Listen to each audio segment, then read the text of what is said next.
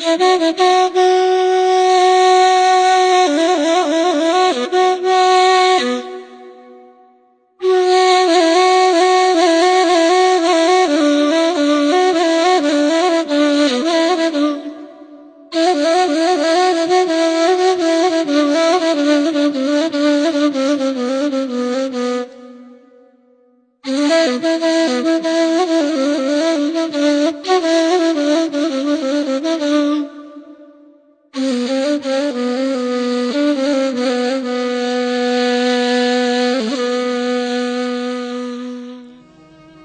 کاتتان باش ئەزیزان، خۆشحاڵم لە بەرنامەیەکی تری گۆڵدانی شعری کوردیدا بە ئێوەی ئازیز شادەبینەوە بەو هیوایی کاتێکی ئاسوودەمان لەگەڵا بەسەربەرن. ئەمڕۆ یەکیدا یادی ساڵڕۆژی کۆچی دوایی هونەرمەندی گەورەی گەلەکەمان حەمەجەزایە. حەمەجەزای مرۆڤ بوو پێشمەرگە و هونەرمەند. لەوانەیە زۆرێکتان نەزانن کە حەمەجەزا دیوانێکی شعریشی هەیە، زۆر لە گۆرانیەکانی لە شعری خۆیەتی. بۆ یادکردنەوە و زیندوو ڕاگرتنی یادی ئەو کەڵا هونەرمەند و مرۆڤ بوو پێشمەرگەیە لە سەرەتای بەرنامەکەدا چەند شعرێکی ئەوتان بۆ خوێنمەوە.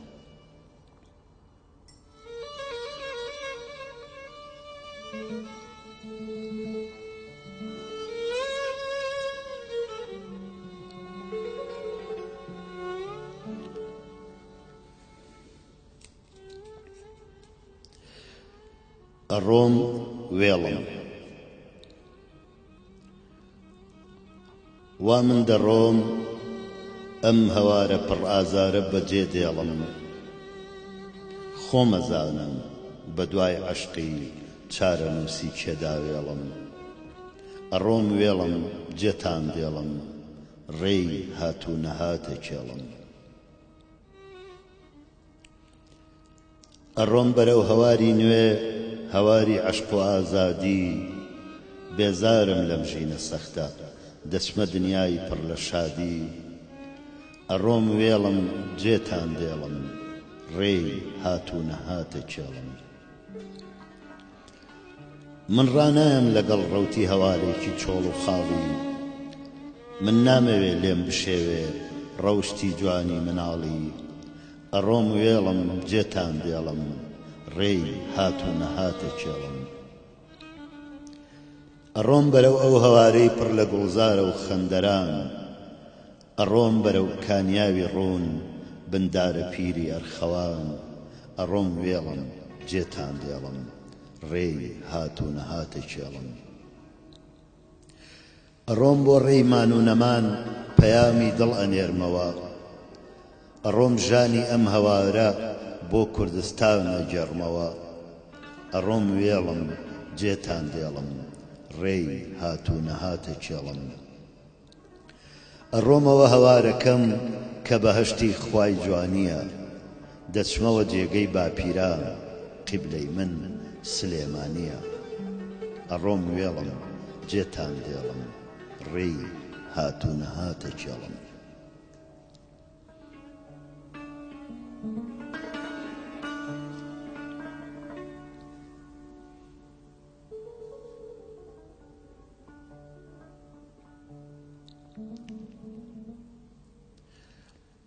بە قاقا و خەندە و سەمای پڕجوانی،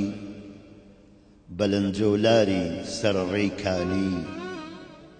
بە بەژن و باڵا و زوڵفی پەخشانی، دڵ دەهەژێنێ نیگای چاوانی. خڕنەی پاوانەی پاو و پووزی خڕ، سەرنجی جوانی لاوان دەکامڕ. وەک ئاسکە کێوی ڕەوتەیاڵە پڕ، دەڵێی دەوایە گیانم دەکا سڕ. بە ئاڵوواڵای تازە و کۆنەوە، بە پانی بەرز و کەوشی کۆنەوە، بەو هەست و سۆزەی لە دەروونەوە، ناڵەی دێ بە دەستبای گەردوونەوە. من دەوای دەردم تەنها لەو دەوێ، تەمەنا ئەکەم ساتێ دەرکەوێ. بەدەست خۆم نییە زۆرم خۆشەوێ،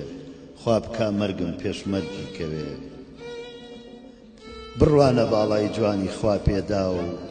ئەگریجە و پەرچەم لول و تێک ئاڵاو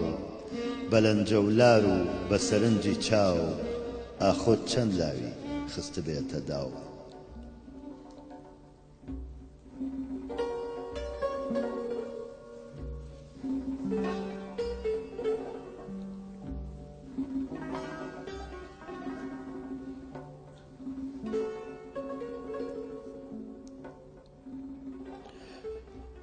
خۆشەویستی کچی لادێ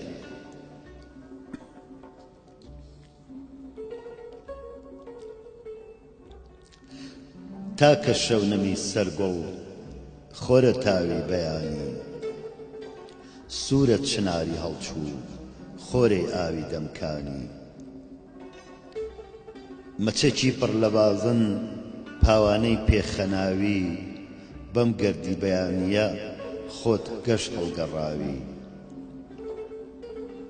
ورد وەدە ڕۆی شنەشن بەم لاولادا ئەڕوانی لەسەر خۆ سەرنجە دەی لە خۆت دێ ناز و جوانی لەناو دەستە خوشکانە پەشۆکا و دڵپڕی بۆ کاروانی کوندە ئاو لێیان کەی نۆرە بڕی بە پەلەی بۆ هات و چۆی ڕێیکانی بەرەو ماڵێ بەڵکو خوای من بتگرێ نهێنیەکەت هەڵماڵێ کێ هەیە لە من زیاتر دڵی ناسکت ڕاگرێ هەر منم وا دەسووتێم وەکو پشکۆی ئاگرێ دیسان بەم بەیانیە بۆ خۆت ڕازاندۆتەوە پێت خۆشە بەو نیگایە دڵی من ببەیتەوە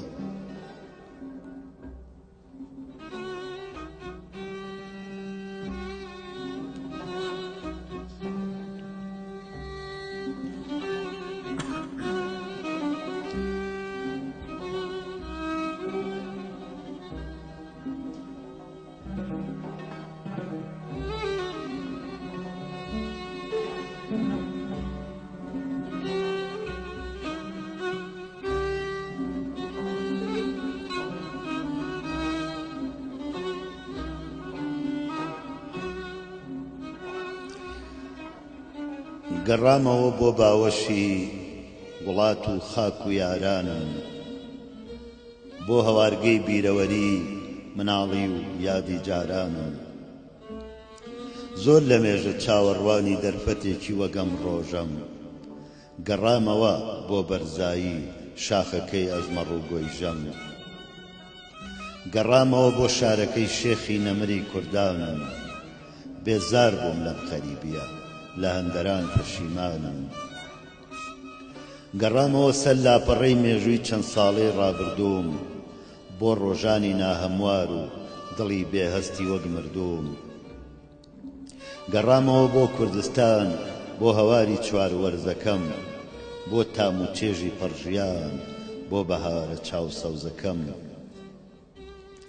گەڕامەوە بۆ بەهەشتی سۆز و هەناسەی ناودەروون بۆ ڕەنووی بەفری کوێستانی کەڵە شاخی پیرە مەگرون گەڕامەوە بۆ شارەکەی شاعیران و هونەرمەندم بۆ لای زانا و ئەدیبان و شێرە پیاوی بەهرەمەندم گەڕامەوە بۆ شارەکەم بۆ لای دایکە دڵسۆزەکەم لە باوەشیا هەست بەبۆن و ناونیشانی خۆمەکەم بڕیارمدا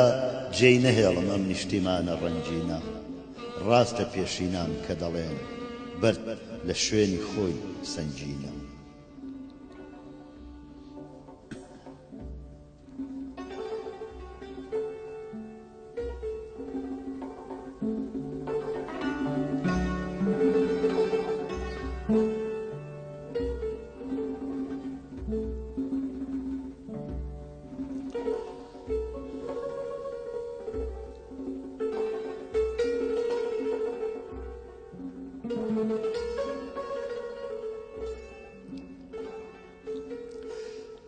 تفەنگەکەی هەر لە شانە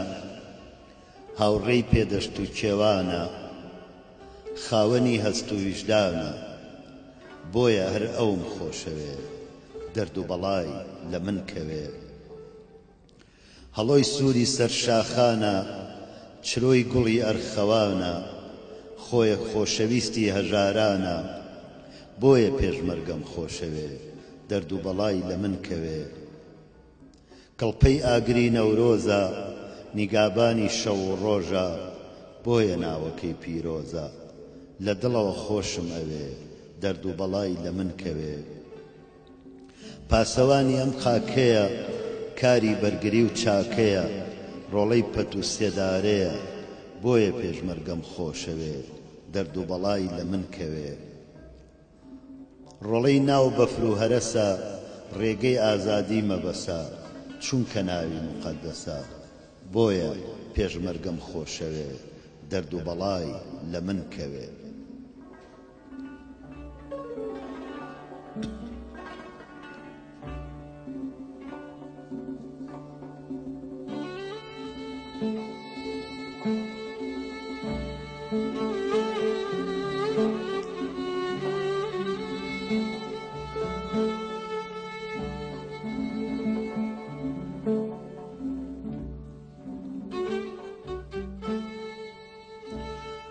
بەرگی کوردی چەند جوانە بەرگی کوردی بە شاڵ و فەقیانەوە بە ڕانک و چۆغەی مەرەس بە مشکی و جامانەوە بە تەزبیحی کارەبا و خەنجەری دەبانەوە مرونەتی نیشاندا بە بڕنەوی شانەوە کیژۆڵەی شەدەلاریش بە دەسماڵ و کۆڵوانە بە ملوانکەی ژێرچەنەی چنراوە بە زەنگیانە بریسکەی سەر کۆڵمانی وەک چرای دیوەخانە قەیرە کچی سەرماڵێ داک و بابی خەمیانە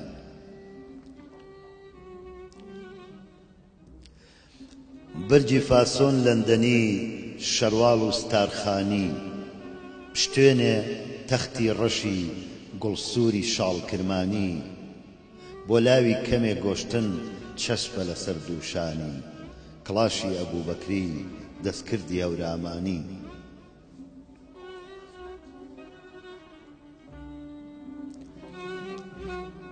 بۆ کچۆڵەی شۆخ و شەنگ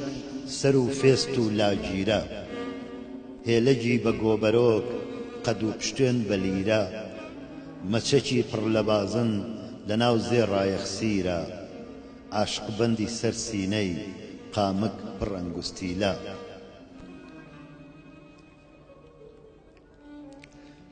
بۆ نازم لەسەر دەکەی کیژۆڵەی لە خۆبایی بە گیانم خۆشم دەوێ بێمەرایی و ڕیایی هەتا کەی بێمروەتی بێشەرتی و بێوەفاوی گەلێ سەخت و گرانە خۆشاردنەوە و جودایی مراخانی جوبگرفان کەوا و سەڵتەی گەرمیانی دەستە سڕی ئاوریشمی جوو تێکەوشی قەیتانی مشکی و جامانەی تێکەڵ وردورد گوڵنکەکانی سەعاتی بەرباخەڵی قیبلە نەمای گیرفانی مشکی و جامانەی تێکەڵ وردورد گوڵنکەکانی سەعاتی بەرباخەڵی قیبلە نامەی گیرفانی پەستەک و پوزەوانە فەرەنجی هەورامانی باڵای بەرز و چوارشانە سمێڵ ڕەشی قەیتانی چوار قەت فیشەکی بڕنە و گولەبەند پشتیوانی ڕەختێکی لە ژێردایە ئەسپێکی باوبۆرانی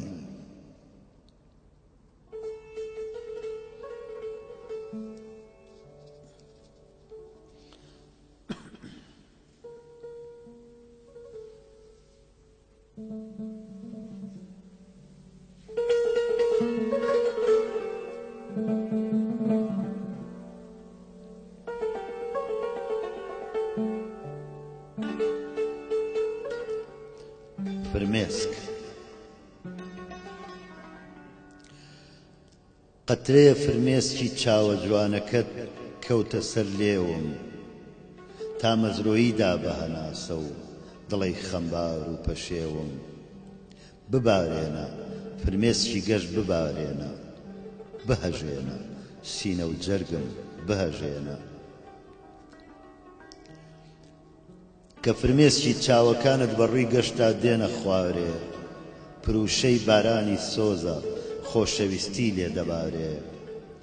خەمڕەوێنە وشەی جوانت خەمڕەوێنە هەست بزوێنە نیگای چاوت هەست بزوێنە خۆشەویستیت ئاگرێکە کەڵپە و بڵێسەی بەتینە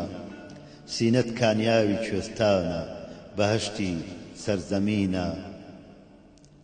خۆشەویستیت ئاگرێکە کەڵپە و بڵێسەی بەتینە سینەت کانیاوی کوێستانە بەهەشتێکی سەرزەمینە خۆت بنوێنە تو مەرجی من خۆت بنوێنە مەم ڕەنجێنە تو ویژدانت مەم ڕەنجێنە چاوی شەرمنی بەنازت کە جارجارە هەڵیان دێنی خۆ دەزانم خۆشەویستی و وەفاداری تیا دەنوێنی بگرمێنە چون هەوری تاو بگرمێنە ببارێنە بە خوڕ فرمێسک ببارێنە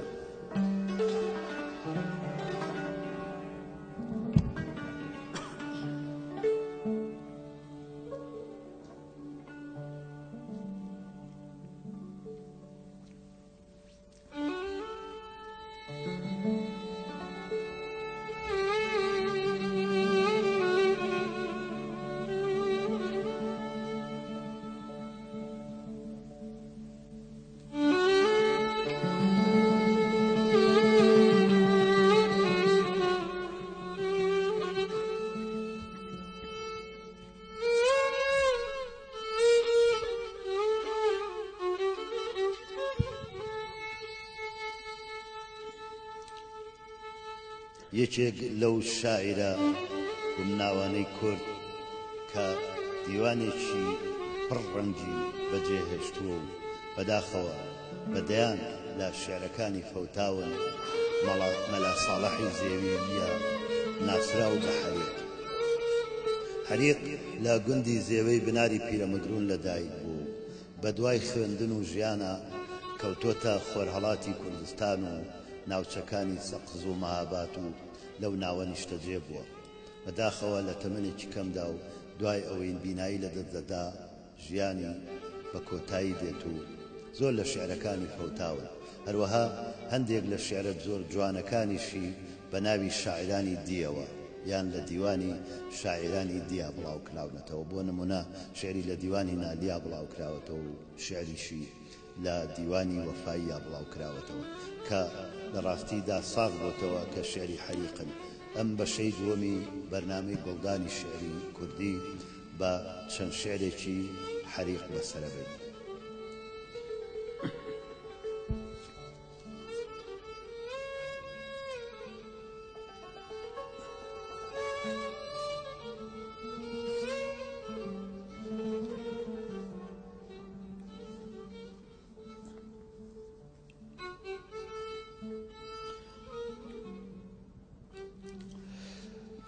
نەما ئاوی بەقا بادی فەنا خاکی بەباداوم کە یارم ئاگری دووری لە پێستی جەستە بەرداوم بە قوربانت بمەی ساقی بدە پێم ڕاحەتی ڕۆحم بەبێ ئاوی حەیاتی تۆ جگەر سوتا و برژاوم بە شەوقی شەوچرای کوڵمت فریوتدا کە مرغی دڵ بە شێوەی زۆڵفەکەت زانیم کە من گیرۆدەی داوم کە دیتم شەمعی ڕوخسارت بە پەروانەی دڵی خۆم گوت لە نێو چاوانی خۆم نووسیوە هەر بەو شەمعە سوتاوم تەماشای چاوەکەم کردی برۆت فەرمووی ئەمن تاقم بە شۆخی زۆڵفی لاولاوت دەوێژێ هەر ئەمن لاوم دەڵێن وا جێژنی نەورۆزە دڵم پڕ ئاتەش و سۆزە وەرە بۆ جێژنە پیرۆزە بدەم ڕۆحم بەسەر چاوم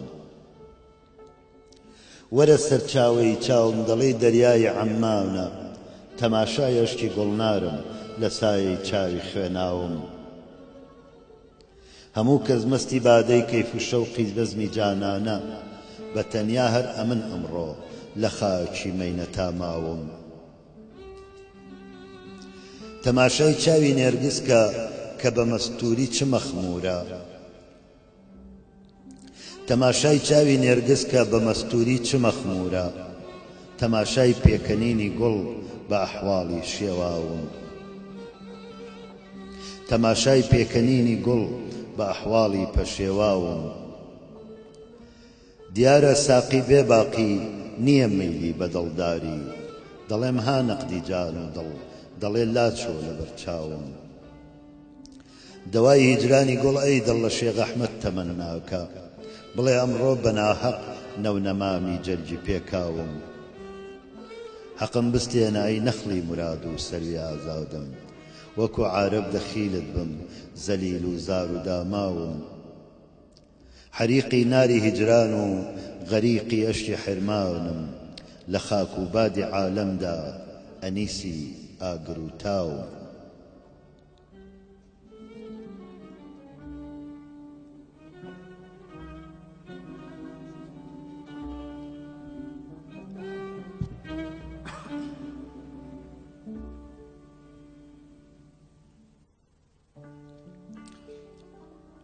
هەوری خەفەتە بەفری غەمی داوە بە سەرما هەوری خەفەتە بەفری غەمی داوە بە سەرما یا سەرسەڕی دووریتە کە لێی کردمە سەرما گاهێ بە شەرارەی غەم و گا سەرسەڕی هیجران خۆشی نەبوو بۆ من نە بە گەرما نە بە سەرما کەوتۆتە سەرم ئەشک و غوباری ئەلەمی دڵ یعنی کە قڕی میحنەتە کردومە بە سەرما گەردەچمەوە ساحب نییە هیچ مونیس و ساحب گەردەچمە سەقس ناری سەقەروا لە جگەرما شایدمە حەواسم کەسەکەم چەندە کەساسم بە خودا نییە غەیرت لە خەیاڵ و لە نەرزەرما هەرچەندە بە جیسمانی کە دوورم لە حزورت ڕۆحانیەتت سابتە لە نێو دیدەی تەڕما تۆفانی سروشکم چووە سەر جوودی وجودم کەشتی تەنی نقم کرد و نە نوح و نە ئەسەرما لەو ساوە کە تۆ ڕۆیی دڵم ڕۆیی بەدووتا هێلانەی تەن هەر وەکو مەوای سەقەرما بێفەوجی وەفاکەت کە جەفایە وەرە ئەم شەو ئەم لەشکری ئاهی منە بێفەتح و زەفەرما لەم قەسوەتەدا تاوەکو پەردەی زوڵمەت بەرچاوی دڵم بگرێ دەسا بێ بە گوزەرما ئاوێنەی دڵ ژەنگی قەساوەت ڕوخی پۆشی خاکستەری دڵ سوختەیی بێنە بە سەرما منوارڕە بە زاهیر کە بێقوتم و ڕوتم منوارڕە بە زاهیر کە بە بێقوتم و ڕوتم ڕوت و قوتی خەیاڵت غەزەلی چاکە لە بەرما سەرمایەی ئەم مڵکی خەیاڵاتە حەریقی حەیفێ کە تەلەف بوو بە هەدەر چوو بە زەرەرما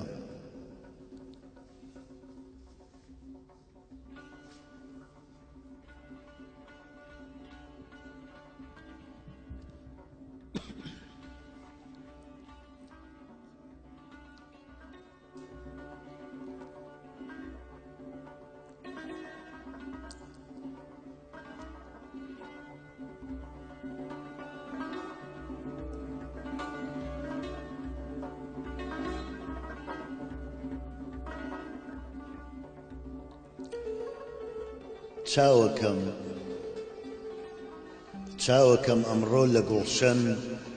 گوڵ بە عیشوە خۆی نوان نەک نەمەک گیر بم بە مەرجی تۆ قەسەم هیچ نەمدوان گوڵ بە تۆزی پاتەوە لاف و گەزافی لێدا واشکر سۆزەی نەسیمت هات ئەویشی لێستان نەشتەری موژگانی تۆ هاتۆتە سەر سەفحەی دڵم هەر خەتێ بوو غەیری خەتی سەوزی تۆ پاکی کڕان لەشکری ئاهم لەگەڵ جەیشی حەبەش داوا دەکا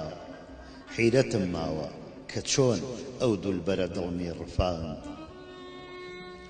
بۆ گوڵی ڕوود هاتم و پەرچەم دەبینم بۆیەوە ماهی نەورۆزم بە شیوەن وەک مەحەڕەم خۆی نوان تۆ لاوەڵ گۆی وەفا دێنایە نێو مەیدانەوە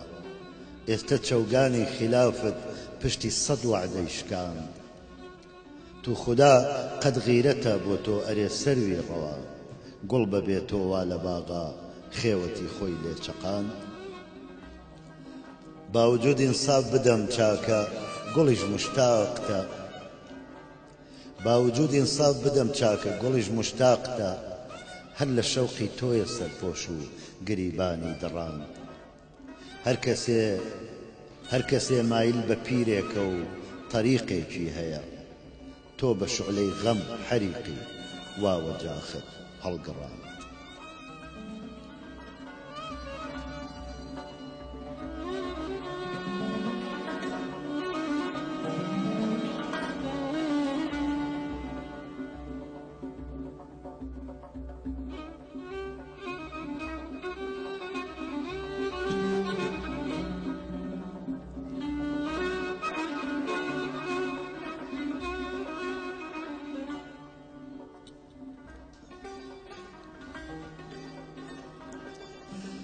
هەموو کەس با بزانێ من کە سەودای زوڵفی دوو تاتم لە خانەی کوڵمدا کۆڵم بە فەرزی شای ڕووخت ماتم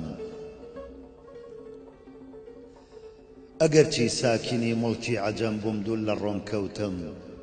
لە سایەی پەرچەمی تۆوە ڕەئیسی موڵکی شاماتم دڵم هەر وەک ڕەعیەت خۆشنشینی موڵکی ئەعزاتە لە هەر جێدادەنیشی لێی گەرێ لە هەر جێدادەنیشی لێی گەڕێ قوربانی باڵاتم متاڵای حاشیەی زوڵفت لەسەر سەفحەی ڕوخت سەعبە لە بۆم چابوو بە منداڵی لە دەرسی عیشقی ڕاهاتم ئەگەر ڕاستت دەوێت سەروی بڵند باڵا درۆ ناکەم لە پاش فەوتی حەیاتیشم بە ئومێدی ملاقاتم نەوای ناڵەی حەزینم ڕاستە وەک قافڵەی حیجازی دێ وەرە سەر سەیری بەزم و سۆزش و شۆری مەقاماتم دەڵێن فەرموویە یار بێتە متاڵای خەتی ڕەیحانی بڵێن با شەمعی ڕوخساری هەڵای سێنێ ئەوا هاتم بە شیرینی مەزەی لێ و خەتی سەبزت دڵم خۆشە لە مەیخانەی غەمی عیشقت کەوا سەرمەستی سەهباتم بە یادی مەدرسەی عیشقت گەلێ عیلمم کەسب کردن ئەوێستاکەش لەبەر چاوت شەرابخۆری خەراباتم قڕانی عاشقانە کەس نەما دەرچێت و سەر دەرکا مەگەر بۆ موفلیسێ وەک من کە بێ قڕان پەناباتم کەوا پارچەی غەزەل دەبڕێ حەری غەمڕۆ لە دیوانت کەوا پارچەی غەزەل دەبڕێ حەری غەمڕۆ لە دیوانت دەڵێ هەر چاوەڕێی دەستە خەیاتەی زوڵفی تاتاوەتم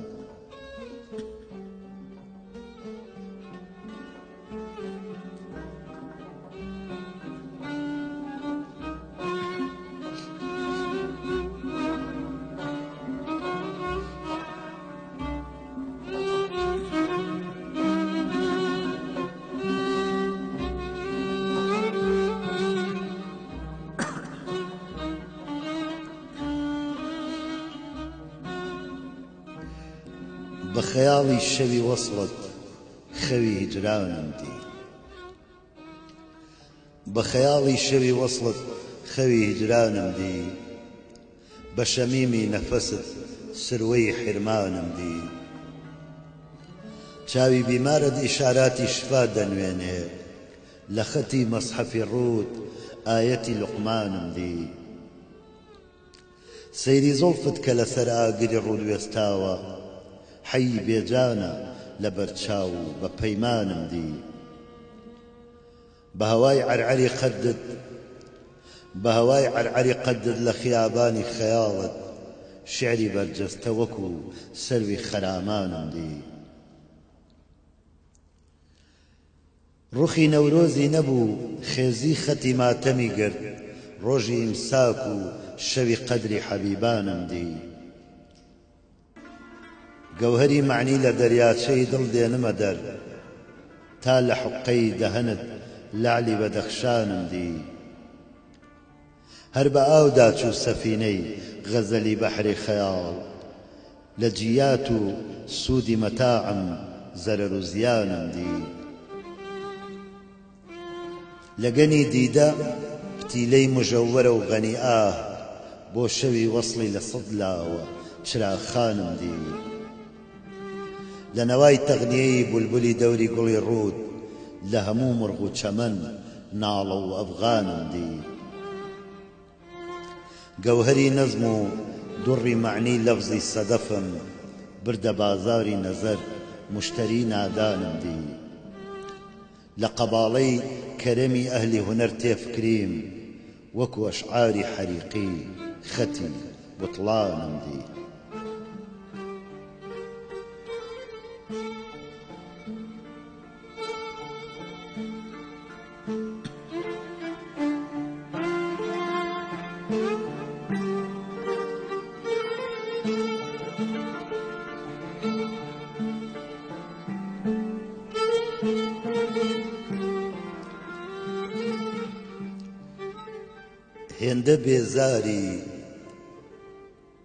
هێندە بێزاری کەزانی و مەبەزاری نایەوە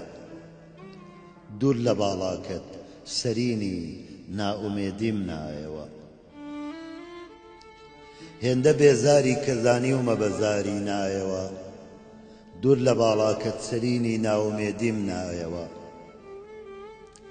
بۆ پیاڵەی مەیلی لەیلا قەلبی مەجنون قابلە شۆڕشی شیرین لە ناڵەی کۆهکەن فامایەوە حەیفێ هێندەت دەربەدەر کرد دڵ لە ئیقلیمی ویساڵ شیری منداڵیت بە زەهری هیجر پێهێنایەوە بولبولێکی خۆشنەوا بووم بۆ نەوای دەوری گوڵت کێ وەکو هودهود حیکایاتی سەبای گێڕایەوە بۆ کەناری سەوزەی دەوری گوڵی ڕوت شین دەکەن خاکی کۆی عیشقت بە بێژنگی سرم بێژایەوە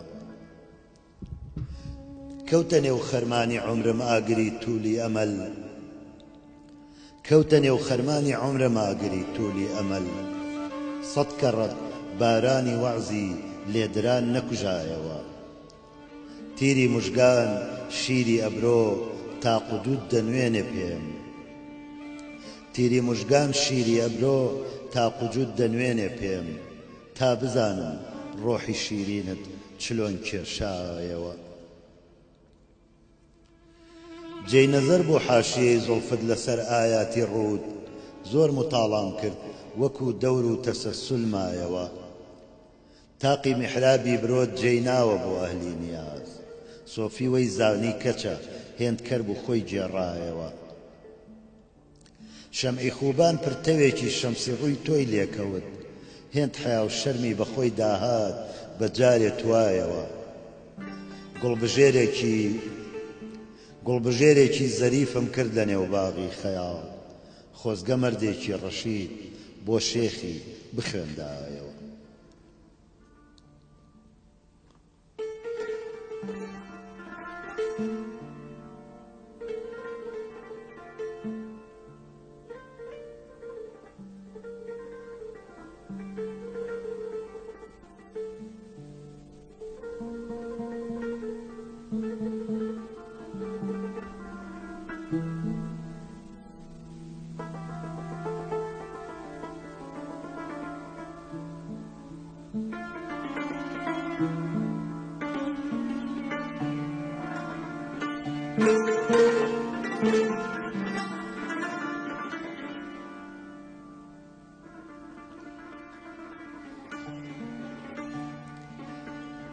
مژدە بێ بولبولی دڵ مژدە بێ بۆ بولبولی دڵ گوڵ لە باغان هاتەوە قمری عمری خۆی سەر بکە سەروی بوستان هاتەوە شاسواری عەرسەی مەیدانی مەردان هاتەوە دڵبەری جانان لە خزمەت جانی جانان هاتەوە پیری ڕەوشەندڵ وەکو خورشیدی تابان هاتەوە نایبی عوسمانی سانی خۆش بە سامان هاتەوە وا معەتەر بوو دەماغی ئەهلی نیسبەت هەر دەڵێی نیسبەتی پیراهەنی یوسف بە کەنعان هاتەوە بۆ ئیفادە و نەشری فەیز و لوتف و بۆی شادی دین وا لە قەسری عاریفان یەنبۆعی عیرفان هاتەوە خونچە سەرپۆشی لە ڕوولادا بە عەزمی دیدەنی بولبولی تەبعی منیش بۆیە غەزەل خوان هاتەوە سەرخۆشی کەئسول کەرەم سەرمەستی سەهبای قیدەم باشکوه و باحەشەم مەجزوبی ڕەحمان هاتەوە مدەتێ بوو ئەم هەوارە بێسەدا و هاوار بوو تا بە جەزبەی حەق بەسانی نەی بە ئەفغان هاتەوە خاتری مخلص بە دیدارت وەکو تەبعی حەریق خونچەی مەقسوودی پشکوت و بە خەندان هاتەوە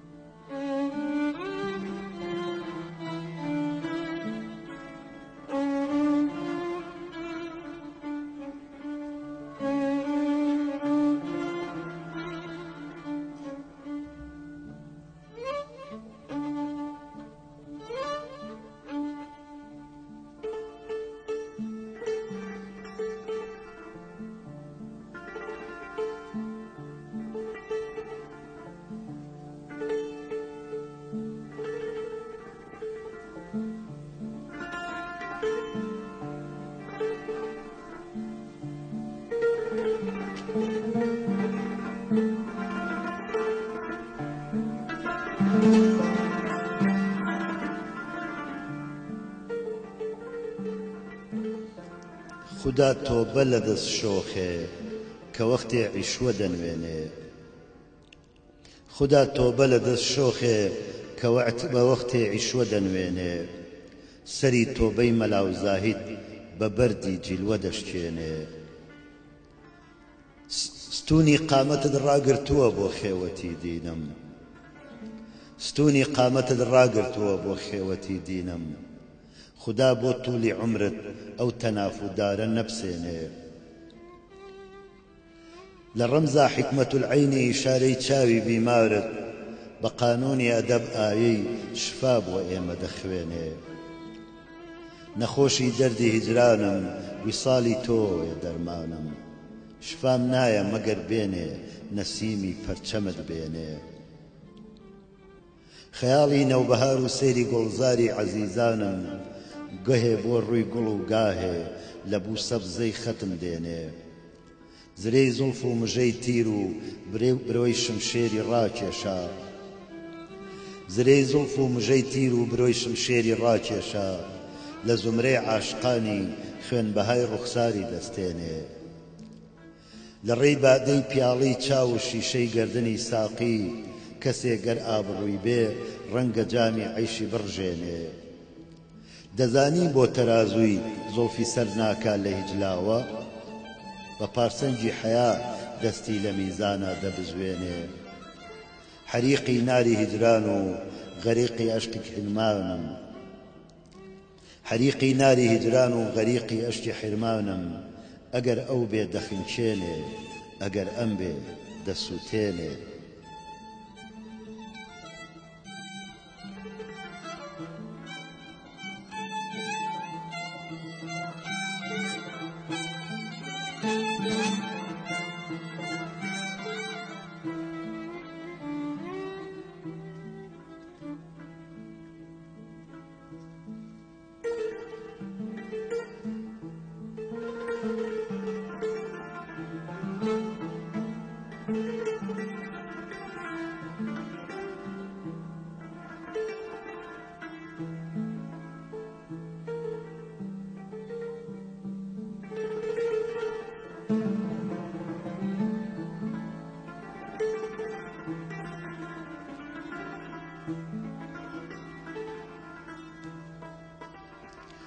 کە قەتڵی خوێنی من زۆڵفی کەچی کرد نییە داخم ئیتر زۆڵفی کەچی کرد خەیاڵم کرد لە باغی خاڵی فەرمووی هەتی ولاچۆ خەیاڵی خۆت لە چی کرد لە خزمەت ئاسمانی حوسنی ڕووی تۆ سەما کەوتە سەما گەردن کەچی کرد بە تیری غەمزە جەرگت پارە کردم تەماشای تیری موژگان کەچی کرد ئەگەر وەصفت بەما هذا البەشەر کەم ئەگەر وەصفت بەما هذا بەشەر کەم پەشیمانم دەڵێم وەصفم بە چی کرد خەیاڵاتی شەو و ڕۆژم لە شام و نەهار و زوڵفت و ڕووی تۆ بوو هەچی کرد حەریق سینەی کە پڕ دووخانی غەم بوو لە داغی ئەحمەدی دووخانە چی کرد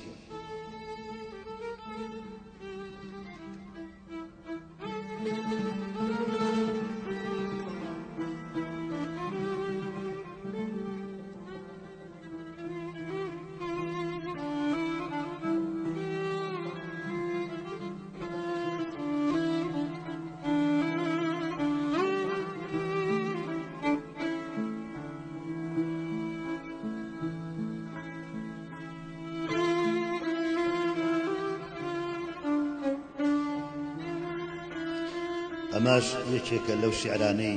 مامۆستا حەریق کە بە ناوی وەفاییەوە و لە دیوانەکەی وەفاییدا بڵاو کراوەتەوە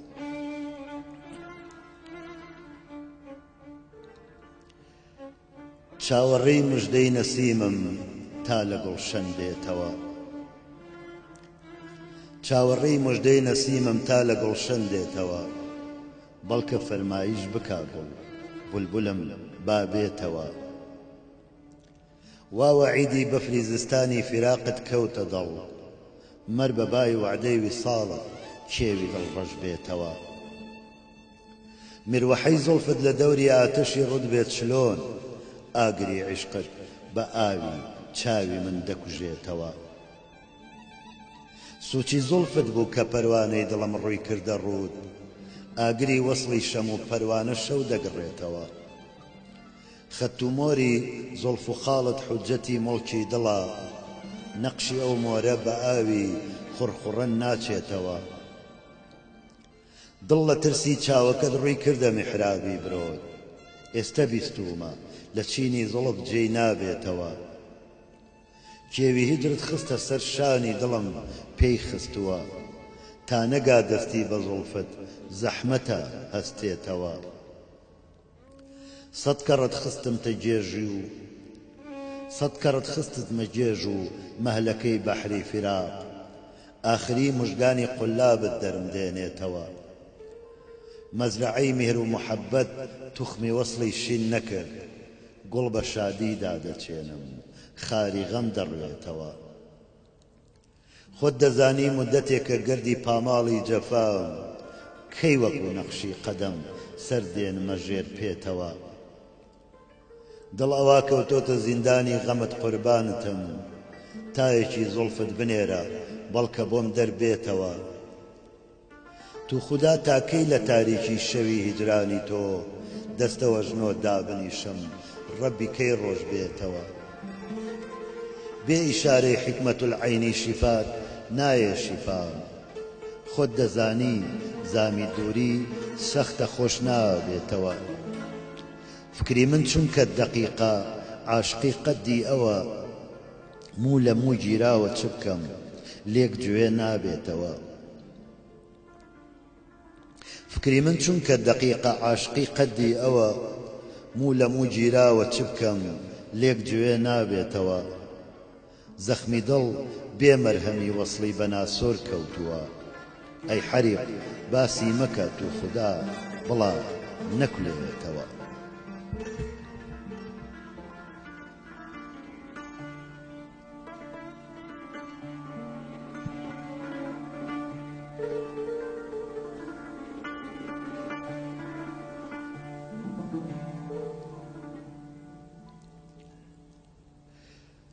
تاڵ و شیرینی زەمانە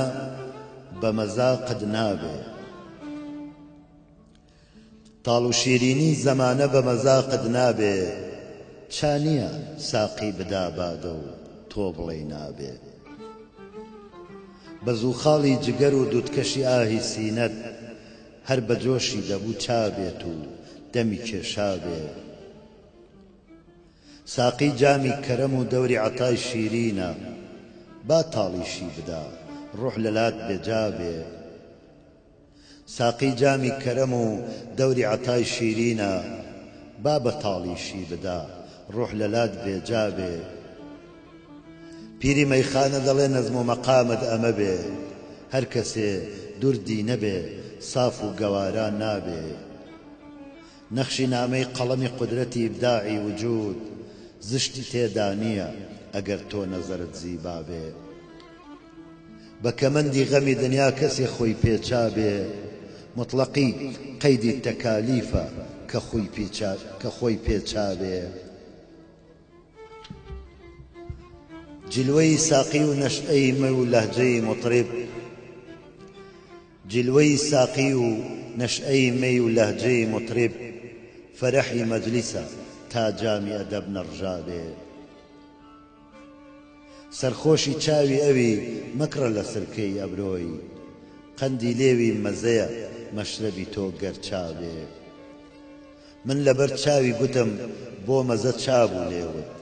ئەو دەڵێ جامی مەیە چا نییە بۆ تۆ نابێ بێنەواکەی بە سەدای کرد و گوتی گۆیا بێ بە ڕەزای پیری موغان مطریب ئەگەر گۆیا بێ ئەوی خامی تەمەعە کەوتۆتە حاڵی جاوی چۆن لە بەڕیس و گوریسی لە غەزەل جۆیا بێ حکمەتە شعری من و دەوڵەتی ئەهلی ئیمساک وەک تەلیسمێکە کە ڕێی مەسرەفی بۆ نەشکا بێ گەرچی دەردی سەریە توولی کەلامی خەڵکی من کەوا بێ غەزەلم چاکە کە سەر تاپا بێ بۆ کەسێ چاکە سەفینەی غەزەلی بەحری حەریق گەوهەری ئەشکی هەموو ڕەشکی دڵی دەریا بێ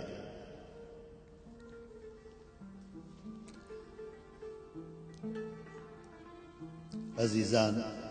بەم شێوەیە گوڵدانی شعری کوردی ئەم هەفتەیەشمان کۆتایی پێهێنا بەو هیوایین بە ئاسوودەیی لەگەڵمان بەسەرتان بردبێ و تا بەرنامەیەکی تر کاتێکی شاد و بەختەوەر بۆ هەمووان